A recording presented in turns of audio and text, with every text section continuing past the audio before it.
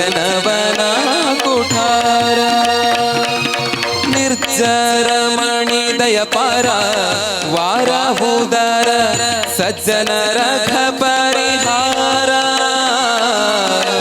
ಸಜ್ಜನರ ಪರಿಹಾರ ಅರ್ಜುನ ಗೊಲಿದವರು ಧ್ವಜವಾಣಿಸಿ ನಿಂದು ಮೂರು ಜಗವರಿ ಮರ ಗರ್ಜನೆ ಮಾಡಿದೆ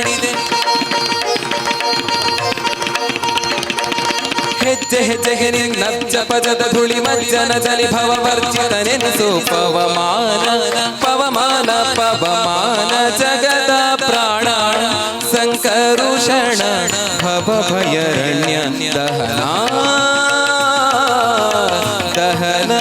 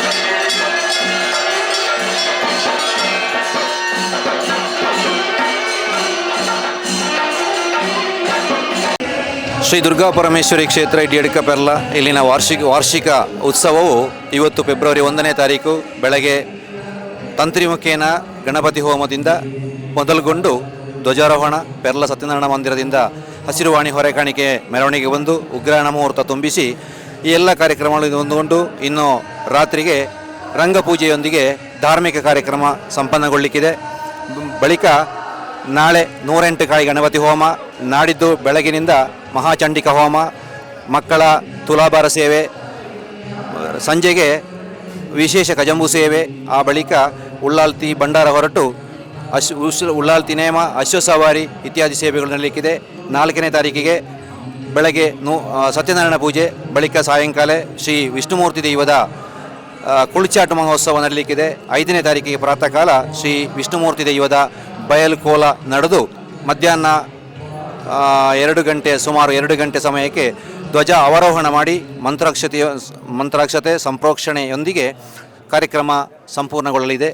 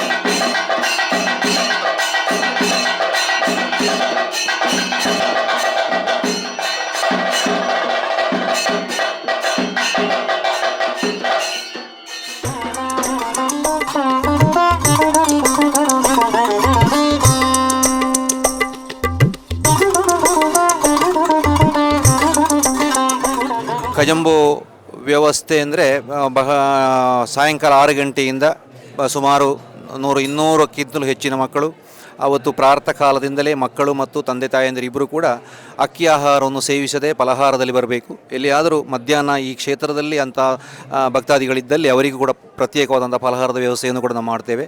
6 ಗಂಟೆಯಿಂದ ಕಜಂಬ ಉತ್ಸವ ಸಂಕತೀರ್ಥದಲ್ಲಿ ಸ್ನಾನ ಮಾಡಿಸಿ ಅವರನ್ನು ಶುದ್ಧದಲ್ಲಿ ತಾಯಿಯ ಗರ್ಭಗುಡಿಗೆ ಕರ್ಕೊಂಡು ಬಂದು ಅಲ್ಲಿ ಅವರ 2 ಮುಷ್ಟಿಗಳಿಂದ ಪುಂಡಿಪಣವು ಕೊಪ್ಪರಿಗೆಗೆ ಸಮರ್ಪಣೆ ಮಾಡಿ ಆ ಎಲ್ಲ ಮಕ್ಕಳ ಪುಂಡಿಪಣವು ಸಮರ್ಪಣೆ ಆದ ಮೇಲೆ ಆ ಕೊಪ್ಪರಿಗೆಯನ್ನು ಗರ್ಭಗುಡಿಯ ಒಳಗೆ ಸಮರ್ಪಿಸಿ ಅಲ್ಲಿ ಆ ಕಜಂಬು ಸೇವೆಯ ಪೂರ್ಣಾಹುತಿ ಸಂಪನ್ನಗೊಳ್ಳಿಕ್ಕಿದೆ. ಅಲ್ಲಿಂದ ಅವರಿಗೆ ವಿಶೇಷವಾದಂತಹ ಗಂಧಪ್ರಸಾದವನ್ನು ಕೊಟ್ಟು ಅನ್ನಪ್ರಸಾದವನ್ನು ಕೊಡುವಂತಹ ಕಾರ್ಯಕ್ರಮ ಅಲ್ಲಿಗೆ ಆ ಕಜಂಬು ಸೇವೆ ಪೂರ್ಣಗೊಳ್ಳಿಕ್ಕಿದೆ. ಇಡ್ಯಡ್ಕ ಉಳ್ಳವಾಲ್ತಿ ಕ್ಷೇತ್ರ ಅಂದರೆ ಬಹಳ ವಿಶೇಷ. ಯಾಕೆಂದರೆ ಇಡೀ ಕೇರಳದಲ್ಲಿ ಉಳ್ಳಾಲ್ತಿ ಕ್ಷೇತ್ರ ಇರುವಂಥದ್ದು 2, ಒಂದು ಪಯ್ಯೋಳಿಕೆ ಮತ್ತೊಂದು ಇಡ್ಯಡ್ಕ. ಪಯ್ಯೋಳಿಕೆಯಲ್ಲಿ ಕೂಡ ವಿಜೃಂಭಣೆ ನಡೀತಾ ಇದೆ, ಆದರೆ ಇಡ್ಯಡ್ಕದಷ್ಟು ಅಥವಾ ಆಡಂಬರವಾಗಿ ನಡೆಯುವಂಥದ್ದು ಕೇರಳದಲ್ಲೇ ಬಹಳ ವಿಶೇಷ ಅಂತ ಕಳೆದು. ಯಾಕೆಂದರೆ ಉಳ್ಳಾಲ್ತಿ ನೇಮವನ್ನು ಎಲ್ಲಿ ಕೂಡ ಮಹಿಳೆಯರು ನೋಡುವಂತಹ ಅವಕಾಶ ಇಲ್ಲ, ಆದರೆ ಇಡ್ಯಡ್ಕದಲ್ಲಿ ಮಹಿಳೆಯರಿಗೆ ಕೂಡ ನೋಡಬಹುದು. ಆದ ಕಾರಣ ಹೊರ ರಾಜ್ಯದಿಂದಲೂ ಕೂಡ, ಕೇರಳ ಮಾತ್ರ ಅಲ್ಲ ಹೊರ ರಾಜ್ಯದಿಂದಲೂ ಕೂಡ ಅತ್ಯಂತ ಹೆಚ್ಚಿನ ಭಕ್ತರು, ಒಂದು 15,000ಕ್ಕಿಂತಲೂ ಹೆಚ್ಚು ಭಕ್ತರು ಬಂದು ಈ ಉಳ್ಳಾಲ್ತಿ ನೇಮವನ್ನು ಅಶ್ವಸೇವೆಯವರನ್ನು ನೋಡಿ ಅವರು ಅವರ ಭಕ್ತಿಯನ್ನು ಇಷ್ಟಾರ್ಥವನ್ನು ದೇವರಲ್ಲಿ ಪ್ರಾರ್ಥಿಸಿ ಪ್ರಾರ್ಥನೆ ಅದನ್ನೆಲ್ಲ ಈಡೇರಿಸಿದಂತಹ ಅನೇಕ ಉದಾಹರಣೆಗಳಿದೆ. ಅದ ಕಾರಣ ವರ್ಷದಿಂದ ವರ್ಷಕ್ಕೆ ಭಕ್ತರ ಸಂಖ್ಯೆ ಹೆಚ್ಚಾಗ್ತಾ ಇದೆ. ಈ ವರ್ಷ ಕೂಡ ನಮ್ಮ ನಿರೀಕ್ಷೆ 15,000ಕ್ಕಿಂತಲೂ ಹೆಚ್ಚು ಭಕ್ತರು ಸೇರಬಹುದು ಅಂತ ಹೇಳುವ ನಿರೀಕ್ಷೆಯಲ್ಲಿ ಇದ್ದೇವೆ. ಅದಕ್ಕೆ ಬೇಕಾದಂತಹ ಎಲ್ಲ ಪೂರ್ವ ಸಿದ್ಧತೆಯಿಂದ ಕೂಡ ನಮ್ಮ ಮಹಿಳಾ ಸಂಘ, ಯುವಕ ಸಂಘ ಮತ್ತು ಪ್ರಾದೇಶಿಕವಾದಂಥ ಎಲ್ಲ ಸ್ವಯಂ ಸೇವಕರು ಬಂದು ವ್ಯವಸ್ಥೆಯನ್ನು ಮಾಡ್ತಾ ಇದ್ದಾರೆ. ಈ ವರ್ಷ ನಾವು ಒಂದು ಹೊರಾಂಗಣ 3 ಸುತ್ತಿಗೆ ಕೂಡ ಹೊರಾಂಗಣ ಚಪ್ಪರವನ್ನು ಮಾಡಿದ್ದೇವೆ. ಸುಮಾರು 12 ಲಕ್ಷ ಅಂತೇಳಿ ನಾವು ಅಂದಾಜು ಮಾಡಿದ್ದು. ನಮ್ಮ ಕೆಲಸ ಪೂರ್ಣ ಆಗುವಾಗ ಸ್ವಲ್ಪ ನಮ್ಮ ಎಕ್ಸ್ಪೆಕ್ಟಿಂದ ಅಮೌಂಟ್ ಜಾಸ್ತಿ ಆಯಿತು. ಅದು ನಿರ್ವಿಘ್ನವಾಗಿ ಬಹಳ ಚಂದವಾಗಿ ಆಗಿದೆ. ಇನ್ನು ಸ್ವಲ್ಪ ನಾವು ಸಾಲ ಪಡ್ಕೊಂಡವರು, ಸಾಲ ವಸ್ತು ರೂಪದಲ್ಲಿ ತಂದವರು ಎಂಥವರಿಗೆ ಕೊಡಲಿಕ್ಕೆ ಬಾಕಿ ಇದೆ. ಆದರೂ ಕೂಡ ನಾವು ಯಾವ ರೀತಿಯಲ್ಲಿ ನಿರೀಕ್ಷೆ ಮಾಡಿದ್ದೇವೋ ಆ ನಿರೀಕ್ಷೆಗಿಂತಲೂ ಉತ್ತಮ ರೀತಿಯಲ್ಲಿ ಅದಕ್ಕಿಂತ ಸಮಯ ನಿಗದಿ ಮಾಡಿದ್ದೇವೆ. ಆ ಸಮಯದಕ್ಕಿಂತಲೂ ಮೊದಲಾಗಿ ಎಲ್ಲ ಕಾರ್ಯಕ್ರಮ ಅಚ್ಚುಕಟ್ಟಾಗಿ ಪೂರ್ಣಗೊಳ್ಳಲಿಕ್ಕೆ ಆ ತಾಯಿಯ ಪೂರ್ಣ ಅನುಗ್ರಹ ನಮಗೆ ಒದಗಿದೆ. ಹಾಗೆ ಇಲ್ಲಿಯ ಎಲ್ಲ ಇಡ್ಯಡ್ಕದ ಸಾನ್ನಿಧ್ಯ ಮೂರ್ತಿಗಳ ಪೂರ್ಣ ಅನುಗ್ರಹದಿಂದ ನಮ್ಮ ಯಾವ ಯೋಜನೆ ಕೂಡ ನಮ್ಮಿಂದ ಮೊದಲಾಗಿ ಅವರ ಆ ಒಂದು ದಾರಿಯನ್ನು ನಮಗೆ ತೋರಿಸಿಕೊಡ್ತಾ ಇದ್ದಾರೆ. ಬಹಳ ಯಶಸ್ವಿಯಾಗಿ ನಡೀತಾ ಇದೆ. ಬಹುಶಃ ನಾವು 5 ದಿವಸದ ಕಾರ್ಯಕ್ರಮಕ್ಕೆ ಬೇಕಾಗಿ ಸುಮಾರು 1 ತಿಂಗಳಿಂದ 100 ಜನರಿಗಿಂತ ಹೆಚ್ಚು ಮಹಿಳೆಯರು ಮತ್ತು ಯುವಕರು ಸ್ವಯಂ ಸೇವಕರಾಗಿ ನಾವು ಇಲ್ಲಿ ಈ ಎಲ್ಲ ಕ್ಲೀನಿಂಗಿಗೆ ಇಲ್ಲಿ ಏನಿಲ್ಲದಂತಹ ಒಂದು ಪಾರೆ 1 ತಿಂಗಳಿಂದ ಪ್ರತಿ ದಿವಸವೂ 100-200 ಜನರು ಬಂದು ಇಲ್ಲಿ ದುಡಿತಾ ಇದ್ದೆವು. ಇಷ್ಟು ಒಳ್ಳೆಯ ಒಂದು ವ್ಯವಸ್ಥೆ, ಎಲ್ಲಿ ಕೂಡ ಬಿಸಿಲು ಕೂಡ ಭಕ್ತರಿಗೆ ತಾಗದಂತಹ ವ್ಯವಸ್ಥೆ, ಊಟಕ್ಕಾಗಲಿ, ಕ್ಯೂಗೆ ಆಗಲಿ, ಪ್ರಸಾದದ ಕ್ಯೂಗೆ ಆಗಲಿ, ಆಫೀಸಿನಲ್ಲಿ ಕ್ಯೂ ಆಗಲಿ, ಎಲ್ಲಿ ಕೂಡ ಒಂದಿಷ್ಟು ಬಿಸಿಲು ಬೀಳದ ಹಾಗೆ ಭಕ್ತರನ್ನು ನೆರಳಿನಲ್ಲೇ ಕೊಂಡೋಗುವಂಥ ವ್ಯವಸ್ಥೆಗೆ ಬೇಕಾಗಿ ಕೂಡ ನಮ್ಮ ಯುವಕರು ಶ್ರಮಿಸಿದ್ದಾರೆ.